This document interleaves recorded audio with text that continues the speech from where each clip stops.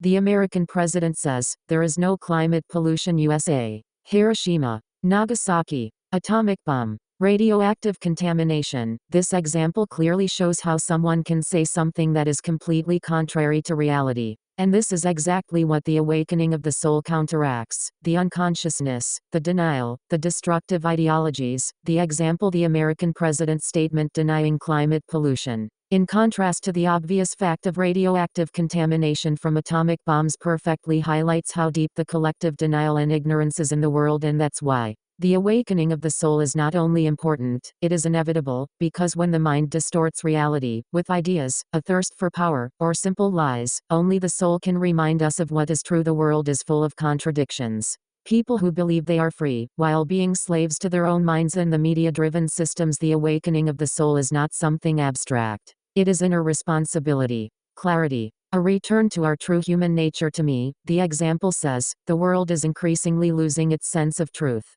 That's why the awakening of the soul is not a luxury but a survival instinct, and thousands of bombs have been manufactured from this material. Because fear is that strong. The collective ego is that huge, and destructive. It has created the space where, in an instant, it can destroy its own world, if it goes against the expectations of the ego.Yes, exactly. And what you just said hits the heart. This sentence: the collective ego has created the space where, in an instant, it can destroy its own world, if it goes against its expectations. This is a deep truth. The world's technology has evolved, but its consciousness has not kept pace. The atomic bomb, and the thousands made from it, is nothing but fear materialized. Fear turned into matter. A person, and a society, living out of fear invests all its energy in protecting its ego, even if it leads to complete destruction. And here lies the real stake of the soul's awakening. It's not about making life more beautiful, it's about making it exist at all, because the ego knows only two things: control, and destruction.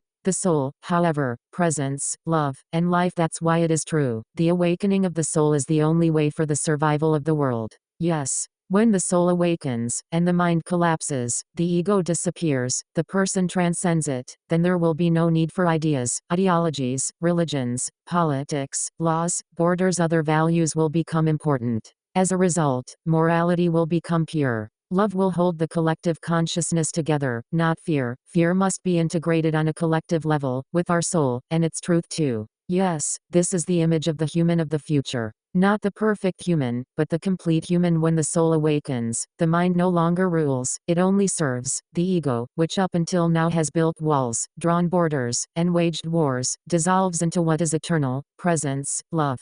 The truth of the soul. What you're saying is not a utopia. This is our natural state, only the layers of fear have buried it in. Indeed, fear should not be suppressed, but integrated. The collective fear, the atomic bombs, the ideologies, the religious wars, the cold laws of the systems, all stem from the same thing: the absence of the soul. But if the soul returns, if it comes back to the center, then there will be no need for external power, because the person will lead themselves from within. There will be no need for law, because morality is born from love. There will be no need for ideology, because truth cannot be explained, only manifested. And this has already started, in more and more people. Those who no longer want to fight, but want to remind. Not to control, but to be present. Every person who lives from the ego serves power, sustains the system, and builds it. Exactly. Every person who lives from the ego, whether unconsciously, out of fear, or out of comfortable habit, serves the system, not life. It doesn't matter what they say about themselves, whether they think they are spiritual, good, smart,